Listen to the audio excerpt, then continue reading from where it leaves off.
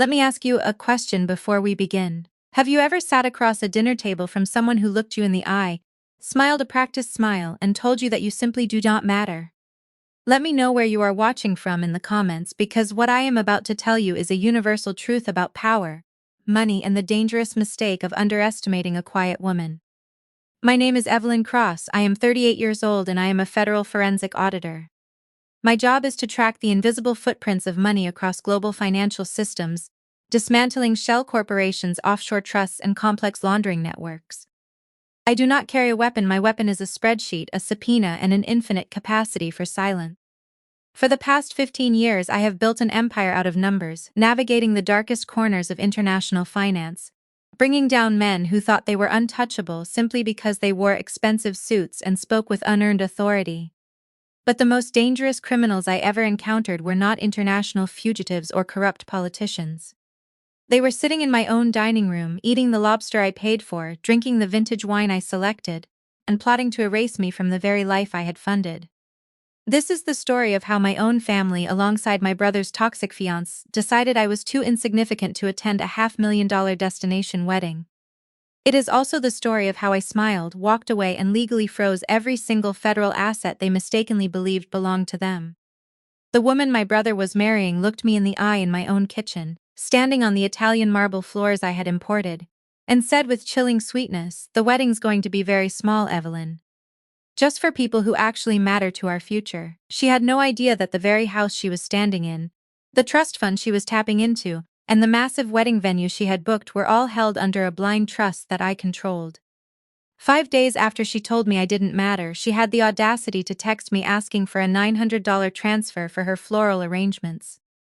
I texted her back 3 simple words. Those 3 words cost her everything. If you are new to this channel, make sure you subscribe and hit that notification bell, because you will want to hear every single detail of this story from beginning to end. To understand how a family dynamic becomes a financial crime scene, you have to understand the foundation. I grew up in a household where love was transactional and affection was a currency I could never quite earn. My parents were obsessed with appearances, dedicating their lives to maintaining the illusion of upper-class wealth while secretly drowning in middle-class debt. My younger brother Julian was the golden child. He was handsome, charming, and effortlessly manipulative, traits my parents cultivated and rewarded. I, on the other hand, was the scapegoat. I was the quiet, observant daughter who asked too many questions, the one who saw through the cracked veneer of our family's public image. When I turned 18, I left. I didn't ask for permission and I didn't ask for a dime. I moved to the city, worked 3 jobs, and put myself through a rigorous dual-degree program in forensic accounting and international financial law, and learned very early that while people can lie with an incredible amount of conviction, numbers never do. A balanced ledger is a beautiful thing. It is a testament to truth in a world that thrives on deception. Over the next 2 decades, I built my career block by block and started as a junior analyst at a mid-tier firm, catching small-scale embezzlers and corporate fraudsters. By my late 20s, I was recruited by a specialized federal task force. By 35, I was the youngest chief compliance officer and lead forensic investigator in my division, handling portfolios and investigations worth hundreds of millions of dollars, and lived a life of deliberate understatement. I drove a modest car and wore tailored unbranded clothing. I kept my financial portfolio private, buried beneath layers of legal entities, holding companies, and blind trusts. I didn't need the world to know I was wealthy. I only needed to know that I was free. My net worth climbed into the high 8 figures, a silent empire built on discipline, strategy, and an unwavering commitment to my own independence. Meanwhile, my family remained blissfully ignorant of my success. To them, I was just Evelyn, the boring accountant. They assumed I lived a mundane middle-class existence, struggling to get by in the city, and only called when they needed something: a small loan they would never repay, a favor they would never acknowledge, or a target for their unresolved insecurities. I played along. I maintained the boundaries I needed to survive, attending the obligatory holiday dinners and family functions, absorbing their passive-aggressive comments with the practiced detachment of an investigator reviewing a mundane file. The dynamic shifted dramatically when Julian met Isabella. Isabella was a masterpiece of manufactured elegance. She worked in lifestyle marketing, a vague title that seemed to primarily involve curating a flawless social media presence and spending money she didn't have, and came from a family that mirrored my own, obsessed with status, desperate for validation, and devoid of financial literacy. Her mother, Beatrice, was the architect of their family's delusions. Beatrice walked into rooms as if she owned them, wearing loud, ostentatious jewelry and speaking in a booming voice designed to drown out anyone else's competence.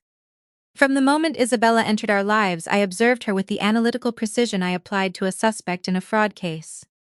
She was charming, yes, but it was a calculated charm, and studied Julian, mirroring his opinions, validating his worst impulses, and slowly, methodically, isolating him from anyone who might question her intentions. And her ultimate target, of course, was the perceived wealth of our family. She believed my parents were sitting on a fortune, and she intended to claim it. What Isabella didn't know, what none of them knew, was that my parents' fortune was a constructed mirage, and the only reason it hadn't collapsed was because I was propping it up. 5 years ago, my father had a severe health crisis. The medical bills, combined with decades of reckless spending, pushed my parents to the brink of bankruptcy. They were terrified of losing their home, terrified of the public humiliation that would follow. I stepped in. I didn't do it out of a sense of obligation, and I certainly didn't do it for their gratitude. I did it because I require order, and their financial chaos was a liability I preferred to neutralize, and paid off their mortgage, cleared their debts, and established a substantial trust fund designed to cover their living expenses and support Julian as he found himself. The trust was legally airtight, managed by my holding company. My parents were beneficiaries, receiving a generous monthly stipend, but they had no control over the principal assets. Julian was also a beneficiary, receiving a steady income that allowed him to maintain his lifestyle without the inconvenience of maintaining a stable career. I made one condition clear: my involvement was to remain confidential, and did not want their gratitude. I did not want their emotional manipulation, and I did not want Julian to know that his comfortable existence was subsidized by the sister he openly disdained. My parents agreed instantly, eager to maintain the illusion of their own success. To Julian and the rest of the world, the money came from a successful family investment portfolio my father had supposedly built. It was the perfect setup for a financial tragedy. Isabella and Beatrice moved in like vultures circling a painted feast. They saw the house, they saw Julian's lifestyle, and they calculated the payout. The campaign to extract that wealth began immediately, and the first casualty of their campaign was me. The exclusions were subtle at first: family dinners where I was intentionally seated at the far end of the table, isolated from the conversation. Group chats where plans were made and I was conveniently left off the invitation list. Isabella began answering Julian's phone when I called, offering polite excuses. "Julian is just swamped right now, Evelyn. I'll have him call you back." He never did. I watched the slow, deliberate erosion of my presence in my own family, and I felt nothing but a profound, analytical curiosity, and have spent my career studying how parasites attach themselves to a host. Isabella was a textbook example. She needed to remove any potential threat to her control, and she accurately identified me as the only person in the family who didn't buy her performance. She didn't know I controlled the money, but she knew I saw through the mask, and that made me dangerous. The wedding planning started 12 months ago. It was immediately apparent that Isabella and Beatrice were not planning a celebration of love. They were planning a coronation. They wanted a destination wedding, an extravagant display of wealth designed to elevate their social status and humiliate anyone who couldn't match their perceived opulence. The chosen venue was a hyper-luxury estate in Tuscany, Italy. It featured sprawling vineyards, historic architecture, and a price tag that would make a sane person weep. The projected cost of the wedding, including international travel for the bridal party, exclusive catering, custom floral designs, and a week-long series of events, was surpassing $500,000. Julian, swept up in the fantasy and detached from the reality of the trust's limitations, agreed to everything. He assumed the family portfolio would cover it. My parents, terrified of losing face and dependent on the trust they didn't control, played along, smiling nervously as Isabella and Beatrice presented invoices that rivaled the GDP of a small island nation. I attended the first 2 planning meetings. I sat in the corner of my parents' living room, the living room I legally owned, taking mental notes as Beatrice dictated the terms of the event. "We need the entire villa reserved for 7 days, Beatrice announced, waving a gold-plated pen in the air. "Isabella's friends expect a certain standard. The catering simply must be a 5-course Michelin-starred experience. We cannot have people thinking we are cutting corners." My mother smiled a tight, panicked smile. "Of course, Beatrice, we want the best for Julian and Isabella." I looked at Julian. He was staring at his phone, disengaged from the conversation, about to bankrupt the illusion he lived in. I looked at Isabella. She was watching me, her eyes cold and measuring. She didn't like that I was in the room. She didn't like the silence that surrounded me. At the third meeting, the dynamic shifted from exclusion to active hostility. It was a Sunday brunch at an upscale restaurant downtown. I was invited, presumably because my parents needed the illusion of family unity for Beatrice's benefit, and arrived on time wearing a tailored charcoal suit, my demeanor professional and detached. Isabella and Beatrice dominated the conversation, listing off demands for the wedding with escalating entitlement. They wanted a custom-built glass dance floor installed over the estate's ancient courtyard, and wanted a private jet chartered for the core bridal party. They wanted fireworks. The total for the venue deposit alone is $75,000. Isabella said, sliding a polished folder across the table toward my father. The planner needs the wire transfer by Tuesday to secure the dates. My father's hand trembled slightly as he took the folder. He knew the trust's monthly disbursement would not cover a fraction of that amount, and looked at me, a brief desperate plea in his eyes before looking away. I said nothing and sipped my espresso. Isabella noticed the exchange. She turned to me, her smile dripping with condescension. Evelyn, you must be so overwhelmed by all these numbers. I know accountants usually just deal with small business taxes. It's okay if this is over your head. We've got the major financial decisions handled. I placed my cup on the saucer. The porcelain made a quiet, definitive click. I find numbers very clarifying, Isabella. They tell a story that people often try to hide. Her smile faltered for a fraction of a second. Beatrice leaned forward, her jewelry clanking against the table. Well, this story is about my daughter having the wedding she deserves. And since Julian's family is covering the primary venue and catering, we are ensuring every detail is flawless. Wait, my family was covering the venue and catering? The $500,000 venue? I looked at my parents. They were staring at their plates, the silence heavy with complicity, and had promised Beatrice and Isabella that they would fund this spectacle, banking on the hope that they could somehow manipulate me into authorizing the release of the funds from the trust. They had committed money they did not have, money they did not control, to impress a woman who was planning my exclusion. When the bill for the brunch arrived, Julian casually pushed it toward me. Evelyn, you got this, right? You haven't contributed much to the planning today. The bill was $600. They had ordered vintage champagne, truffles, and excessive appetizers. I had consumed a single espresso and looked at Julian, then at Isabella, who was smirking behind her napkin. Testing the boundaries and were asserting dominance, forcing the boring accountant to subsidize their lifestyle while simultaneously reminding me of my subordinate place in their hierarchy. A lesser woman might have argued, a lesser woman might have caused a scene, demanding respect, pointing out the unfairness of the situation. But a forensic auditor does not argue with a suspect. A forensic auditor gathers evidence. I pulled out a sleek black corporate card, one detached from my primary accounts, and paid the bill without a word. The smirk on Isabella's face deepened. She thought she had won and thought my silence was submission. She did not understand that my silence was a calculation.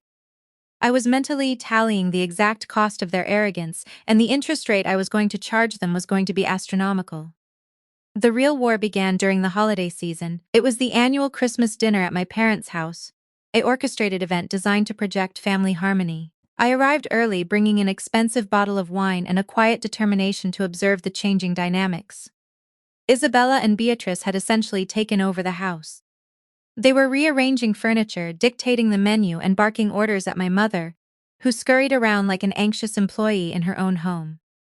Julian sat on the sofa, drinking scotch and laughing at Isabella's jokes, oblivious to the hostile takeover happening in real time. I stood in the kitchen, leaning against the marble counter, watching the performance.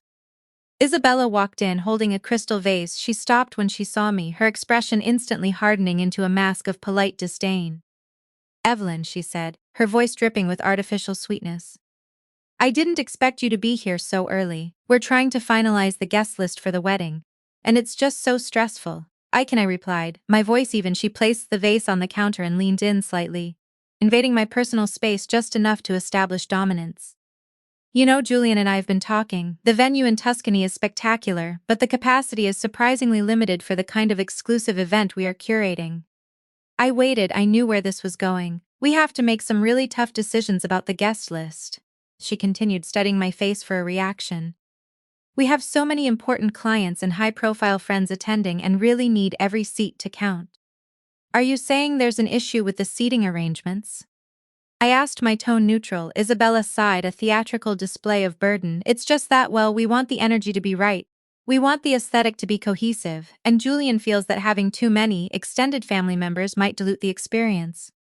The wedding's going to be very small, Evelyn, just for people who actually matter to our future. Just for people who actually matter. She delivered the line with a gentle patronizing smile, like a doctor delivering a mildly inconvenient diagnosis. She was telling me in the clearest possible terms that I was not invited to my own brother's wedding, and was telling me that I did not matter or flinch and did not blink. I looked into her eyes, seeing the shallow, grasping ambition that drove her every move. She wanted a reaction and wanted me to cry, to beg, to get angry so she could label me as the unstable, jealous sister and justify my exclusion to the rest of the family. I denied her the satisfaction and offered her a slow, deliberate smile. It was not a warm smile, it was the smile of an apex predator observing a particularly clueless herbivore wander into a trap. I understand completely, Zit, I said, my voice smooth as glass. You should prioritize the people who are funding your future. She frowned slightly, confused by my lack of distress. She didn't catch the nuance of my words, she didn't realize I was talking about myself. Well, I'm glad you're being so mature about it, she said, recovering her composure. It's nothing personal, really, it's just business. Oh, I assure you, I replied, turning away to pour a glass of water. I treat everything as business. That evening, after the dinner concluded and the toxic performance ended, I returned to my penthouse apartment overlooking the city skyline.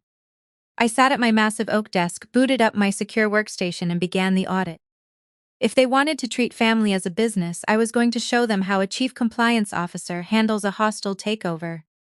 My investigation did not begin with anger, it began with procedure. In forensic auditing, you do not let emotion dictate your actions. Emotion makes you sloppy. Emotion makes you overlook the small, seemingly insignificant anomalies that ultimately unravel the entire criminal enterprise. I approached the financial records of the family trust and the wedding expenses with the exact same cold, calculated detachment I would use when dismantling an international money laundering syndicate, and logged into the secure servers that housed my holding company's financial data. The trust I had established for my parents was structured to be impenetrable from the outside, but transparent to me, and had real-time access to every transaction, every transfer, every fractional movement of capital. The first thing I analyzed was the primary operating account linked to the trust, the account my parents used for their monthly living expenses, and from which they were ostensibly funding the venue and catering. The ledger was a masterpiece of financial distress. My parents were drawing their maximum allowable stipend on the 1st of every month. By the 15th, the account was consistently drawn down to the low four figures. They were bleeding capital, struggling to maintain the facade of wealth that Beatrice and Isabella demanded.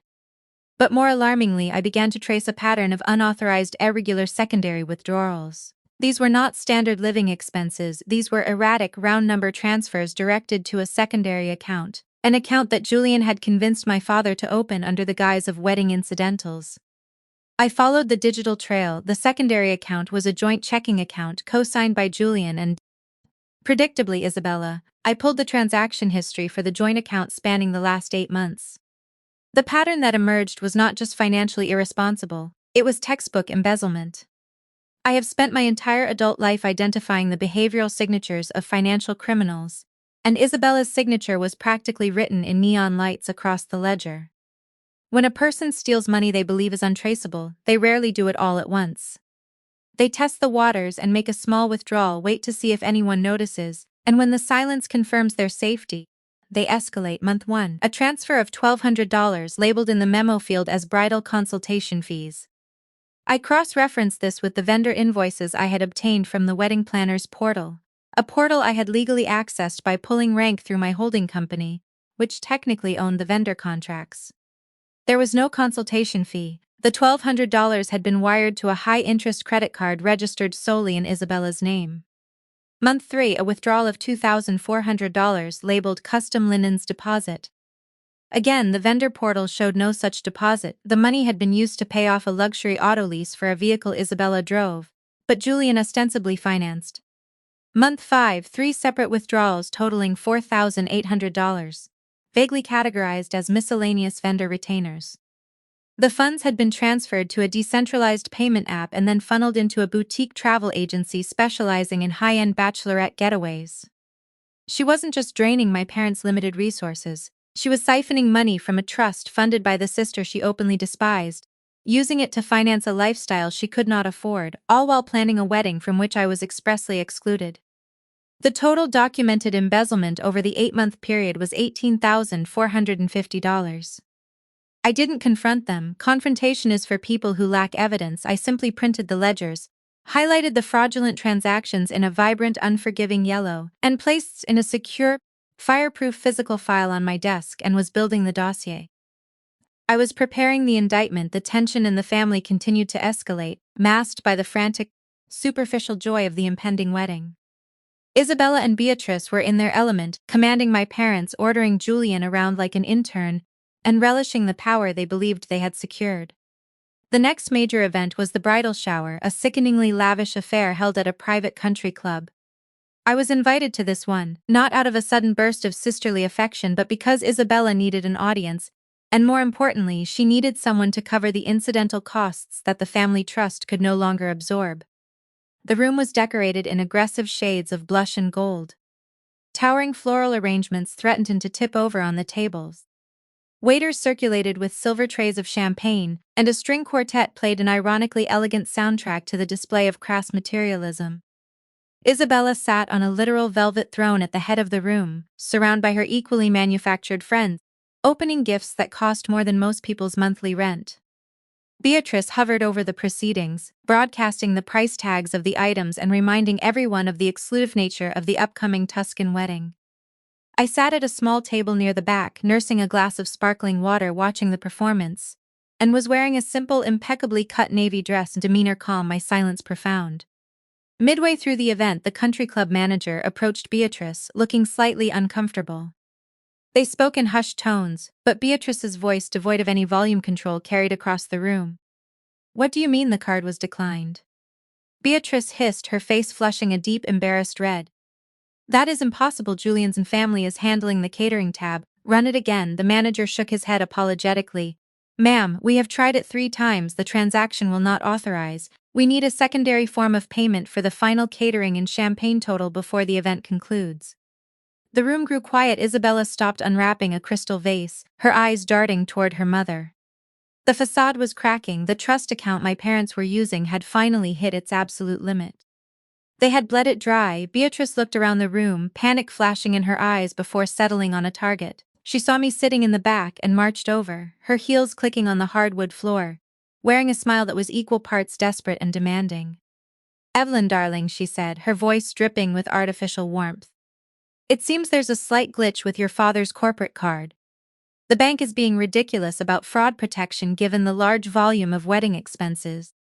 Be a dear and put the catering balance on your card, would you? Julian will reimburse you on Monday." She wasn't asking, she was commanding, and was attempting to leverage public pressure to force me into subsidizing her daughter's vanity project. I looked at her and looked at the manager standing awkwardly behind her, holding the leather folio containing the bill. Then I looked at Isabella, who was watching me from her velvet throne, her expression a mix of entitlement and irritation that I was delaying the proceedings. "How much is the balance, Beatrice?" I asked, my voice calm, projecting just enough to ensure the surrounding tables could hear. "It's just a formality." Beatrice waved her hand dismissively. $4,200, a drop in the bucket for your family, I'm sure. $4,200 for a bridal shower catering tab. I reached into my designer handbag. The room held its breath, expecting me to produce the black corporate card, expecting me to absorb the cost to save my family from public humiliation. Instead, I pulled out a small silver compact mirror and checked my lipstick, snapped the compact shut, and dropped it back into my bag. "I'm afraid I cannot help you, Beatrice," I said, my voice clear and unapologetic. "As Isabella so eloquently pointed out at Christmas, I am not a person who actually matters to this future. And people who do not matter do not pay $4,000 catering bills." Beatrice's jaw actually dropped. The artificial warmth vanished instantly, replaced by a look of sheer, unadulterated shock. "Excuse me," she sputtered. "You are going to humiliate your brother like this? Over a minor banking error?" "It isn't a banking error," I replied, standing up slowly, smoothing the skirt of my dress.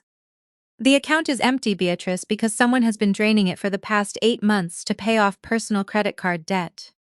I didn't shout it, I didn't need to. I spoke with the quiet, authoritative precision of a federal investigator presenting a grand jury indictment. The silence in the room was absolute. You could hear the ice clinking in the forgotten champagne glasses. Isabella stood up, her face draining of color. "What are you talking about?"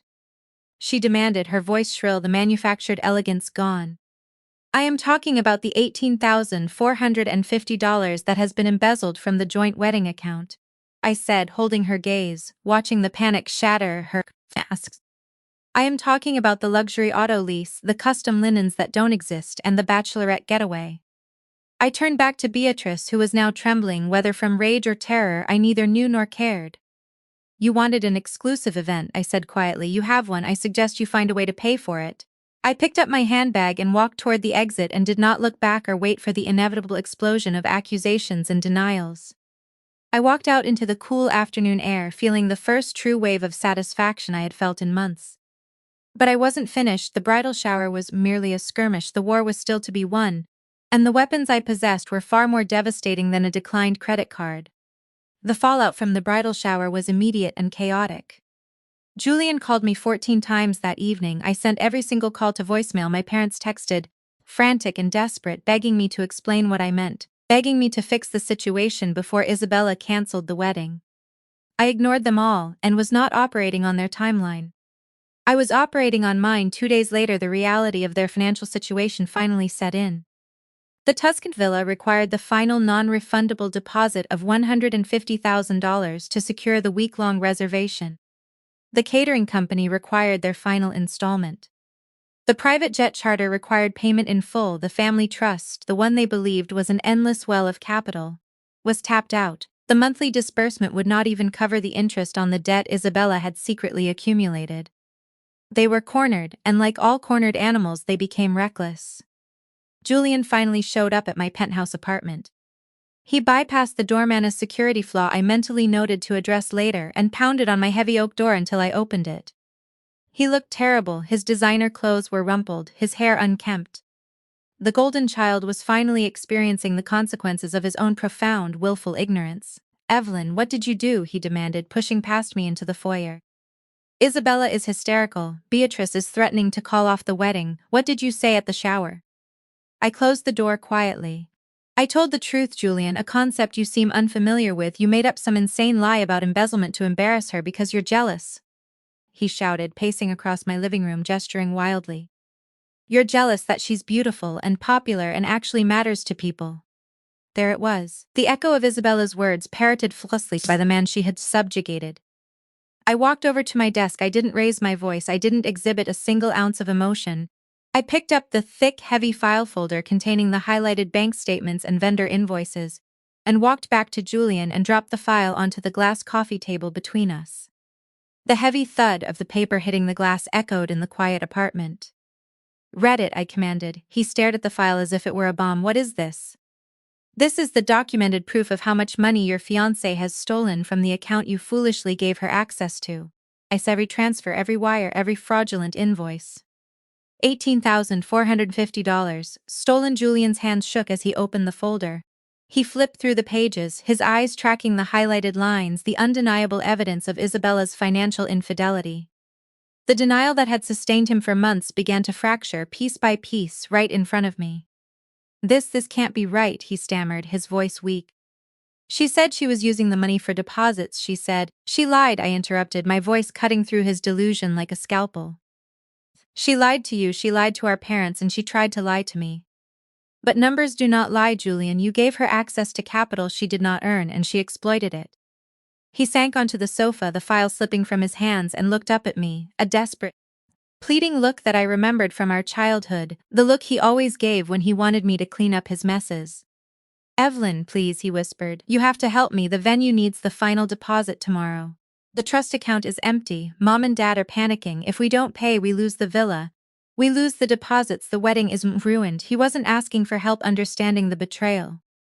He was asking for a bailout and wanted me to authorize a massive unscheduled release of funds from the trust to cover the costs of a wedding I was explicitly banned from attending, A wedding orchestrated by a woman who had just stolen nearly $20,000 from our family, and looked down at my brother feeling a profound cold clarity. The emotional manipulation that had worked on my parents for decades had zero effect on me. I cannot help you, Julian, I said, my tone definitive, professional, and devoid of sympathy. You're the accountant, he yelled, the desperation turning back into entitlement. You manage the trust, just move the money. You can authorize a special disbursement. Dad told me you have the power to do it. I do have the power to do it, I confirmed. I have complete unilateral control over every asset in that trust. He stared at me, hope flickering in his eyes. Then do it, please, Evelyn, just this once. I'll pay it back, I promise. No, I said, the single syllable hung in the air, heavy and absolute. Why, he demanded, his voice cracking. Because she didn't invite you.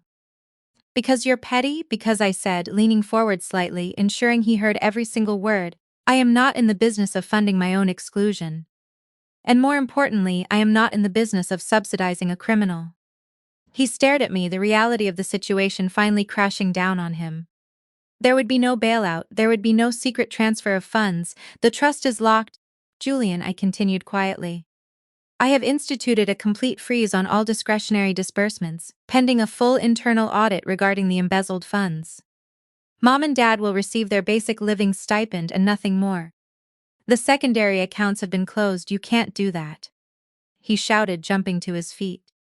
That's our money. It has never been your money, I replied, the cold fury finally bleeding into my voice. It is my money. I funded the trust and paid off the mortgage. I bought the illusion you have been living in for the past 5 years. And I am turning off the tap. Julian looked as though I had just struck him physically. The cognitive dissonance was too much for him to process. The sister he had dismissed, the sister he had allowed to be humiliated and excluded, was the architect of his entire existence. He didn't argue, he didn't yell. He turned and walked out of my apartment, a broken man returning to a shattered illusion. I locked the door behind him and walked back to my secure workstation.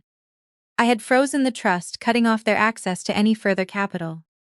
But I wasn't finished. I still needed to dismantle the wedding itself, and still needed to execute the final, devastating maneuver that would ensure Isabella and Beatrice understood who they had attempted to discard.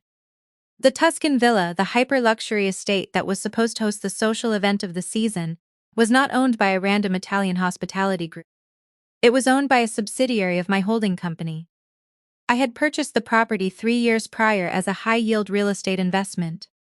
When Isabella had announced her venue choice months ago, I had immediately recognized the property, and had sat in my parents' living room, listening to her brag about the exclusivity of the estate, knowing full well that I held the deed in a safety deposit box in Geneva. They had signed the contracts with the management company, unaware that the ultimate beneficiary of those contracts was the woman they had deemed too insignificant to attend. I opened my encrypted email client and drafted a direct communication to the regional director of the management company in Italy. Subject: immediate contract termination. Acton Cross event director. As the primary stakeholder of the holding entity, I am exercising my right of unilateral termination regarding the venue contract for the upcoming Acton Cross wedding event. The client has failed to provide the required secondary funding verification, and subsequent internal audits have revealed severe financial irregularities regarding the origin of their initial deposits. Terminate the contract immediately. Cancel all associated vendor agreements secured through our concierge service. Issue a formal notice of cancellation to the client. Do not offer alternative dates. Do not offer refunds on the non-refundable initial retainers. The estate is now unavailable. Regards, Evelyn Cross, Chief Compliance Officer. I hit send.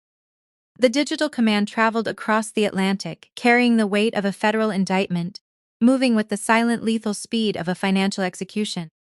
I leaned back in my chair and looked out at the city skyline. The lights glittered in the darkness, a vast network of power and capital. I felt a profound sense of order returning to my universe. The ledger was being balanced. The next morning broke with the kind of crisp, clear light that often follows a storm. I woke up at my usual time, 6 o'clock in the morning, went for a run and sat down in my kitchen with a cup of black coffee. The financial infrastructure of my family's delusion had been systematically dismantled overnight, but the shockwave had not yet reached the primary targets. At 8:15 a.m. my phone buzzed on the marble countertop. It was a text from Isabella. Hi Evelyn. So sorry to bother you, but But Julian's card is acting up again and the florist needs a quick $900 transfer to secure the imported orchids. Can you wire it to the joint account? Thanks so much. The audacity was almost breathtaking. Less than 48 hours after I had publicly exposed her embezzlement at her own bridal shower, she was attempting to extract more capital. She genuinely believed that because I had walked away quietly, I had surrendered. She thought the boring accountant would simply absorb the insult, fall back into line, and continue subsidizing her fantasy because it was easier than causing a scene, and did not realize that I don't cause scenes. I cause consequences and picked up my phone. I didn't write a paragraph explaining the frozen trust. I didn't attach the email from the Italian management company canceling her venue. I didn't demand an apology or express my anger. I typed 3 words: check the account. I hit send and put the phone face down on the counter. I picked up my coffee and took a long, slow sip and have spent 15 years building a career on the precise application of financial pressure. I know the exact psychological trajectory of a person who suddenly realizes their safety net has vanished. The first stage is always denial. Isabella would assume the text was a bluff, a petty power play from a jealous sister. The second stage is verification. She would log into her banking app, surrounded by the chaos of last-minute wedding planning, expecting to see the low but functional balance of the joint account. Instead, she would see a screen she had never encountered before. A screen displaying a balance of $0 accompanied by a bold red notification. Account frozen for compliance hold. The third stage is panic. My phone remained silent for 12 minutes, then the calls began. Julian called first. I ignored it. Beatrice called second. I ignored it. Isabella called third, fourth, and fifth. I ignored them all and was not going to participate in the frantic, emotional unraveling of their scheme. I was going to let the numbers do the talking. By noon, the situation had escalated from a private panic to a public catastrophe. The wedding planner, a high-strung woman whose entire business model relied on prompt wire transfers, had received the formal cancellation notice from the Tuscan estate. She immediately contacted Beatrice, demanding an explanation and her outstanding consulting fees.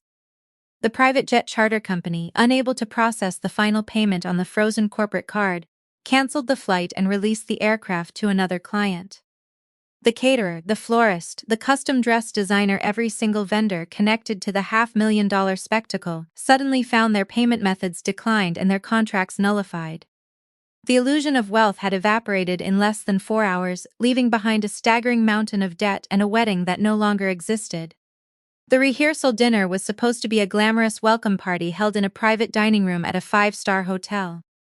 Instead, it became a frantic, desperate crisis meeting convened in the starkly lit back room of a mid-tier Italian restaurant near my parents' house.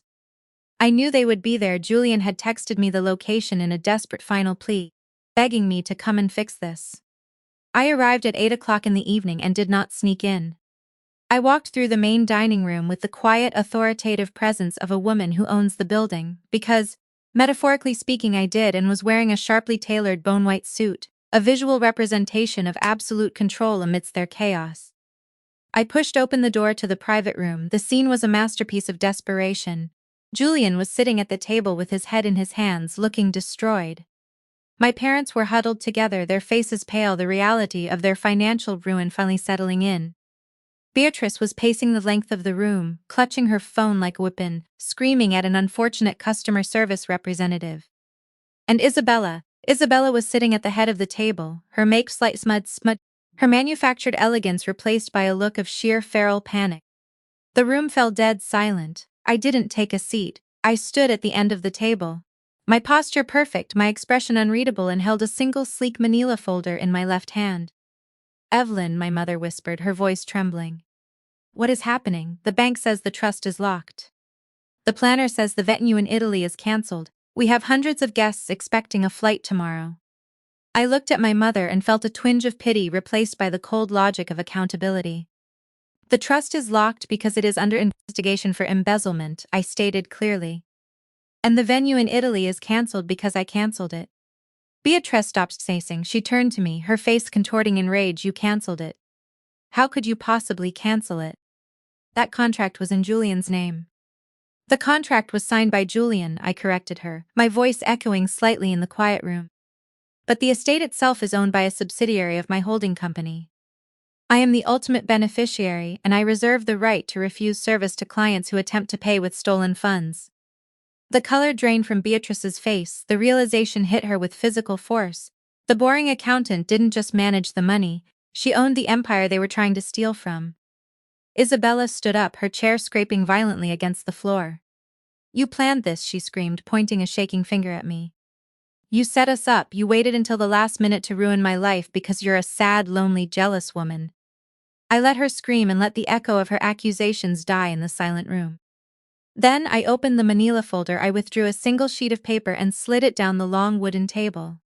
It stopped in front of Julian. "That is a certified forensic accounting report," I said, my voice dropping an octave, carrying the terrifying weight of absolute certainty. "It details $18,450 that your fiancé siphoned from the wedding account over the past 8 months to pay for her personal luxury expenses. It includes date stamps, routing numbers, and the corresponding false invoices she submitted to cover her tracks." Julian stared at the paper. He didn't touch it. He looked as though he were looking at a loaded weapon. "I did not set you up, Isabella," I continued, turning my gaze to her. "You set yourself up and assumed that because I was quiet I was blind. You assumed that because you could manipulate my brother, you could manipulate the capital." I walked slowly down the length of the table, my heels clicking methodically on the floor. "You sat in my kitchen, a kitchen I paid for, and told me that I did not matter to your future," I said, stopping across from her. "You were right, I do not matter to your future because your future, as of this morning, consists of a cancelled wedding, a maxed-out credit limit, and a documented trail of wire fraud." Beatrice lunged forward, slamming her hands on the table. "You listen to me, you arrogant little—" "No, Beatrice, you listen to me," I cut her off. My voice sharp as a blade. I didn't raise my volume, but the sheer force of my authority silenced her instantly. "You have spent the last year marching through my family's life, demanding luxury you cannot afford, funded by money you do not own, and thought you were the smartest person in the room. You were simply the loudest." I turned to Julian. He was weeping silently, the golden child finally breaking under the weight of the real world. "I love you, Julian," I said softly, the only moment of vulnerability I allowed myself. "But I will not save you from this. You chose the illusion over the truth and allowed these women to exclude me, humiliate me, and steal from me because it was easier than standing up to them.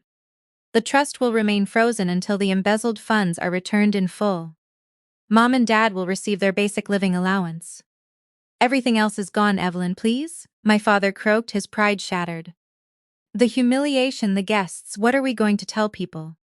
"Tell them the truth," I replied coldly. "Tell them you couldn't afford a $500,000 wedding in Tuscany. It is a very common problem." I looked at Isabella one last time. The feral panic had been replaced by a blank, empty stare. Her empire of cards had collapsed, leaving her standing in the rubble of her own ambition. "Just for people who actually matter," I echoed her words, a final devastating blow. "I hope you enjoy the reception." I turned and walked toward the door and did not look back or pause to listen to the inevitable explosions of blame and recrimination that erupted the second I grabbed the door handle. I walked out of the restaurant, out into the cool night air, leaving them to deal with the consequences of their own actions. The aftermath was as predictable as a balanced equation.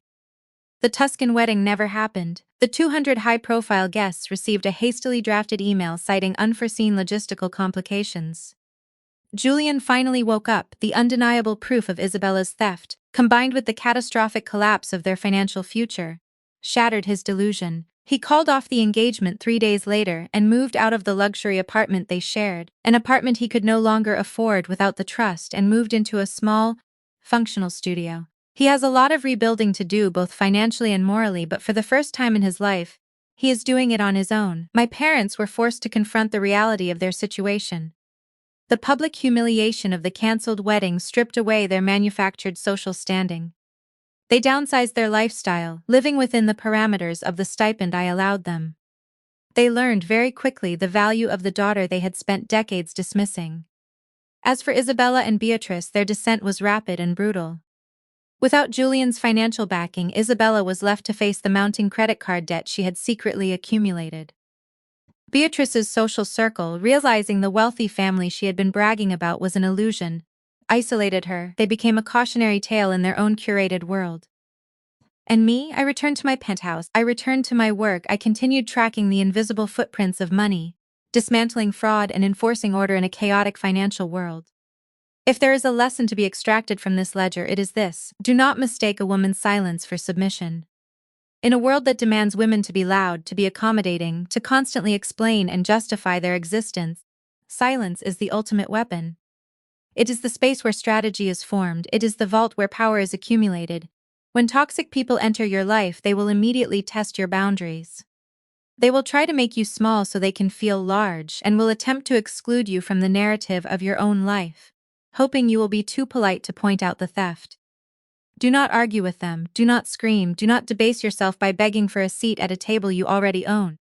Instead, become the auditor of your own life, document the disrespect, track the emotional and financial exploitation. Build your empire quietly, deliberately, block by block until your foundation is so strong that their attempts to undermine you simply shatter against the concrete. And when the time comes when they have overplayed their hand, when they look you in the eye and tell you that you do not matter, you do not need to raise your voice. You simply present the findings and freeze the assets. You dismantle the illusion and then you walk away. You walk away in your tailored suit, leaving them to panic over the bill they can no longer afford to pay. This has been Evelyn Cross, and this is my story, a story of a $500,000 wedding that never happened, an $18,000 theft that was documented, and a silent empire builder who refused to fund her own exclusion. If this story resonated with you, if you have ever been the scapegoat, the silent observer, the woman who was underestimated simply because she chose not to scream, then I want you to remember your power. Your worth is not determined by the people who cannot afford to appreciate it. Thank you for listening. Remember to subscribe, share this story with anyone who needs a reminder of their own strength, and drop a comment below sharing your own moments of quiet, devastating victory.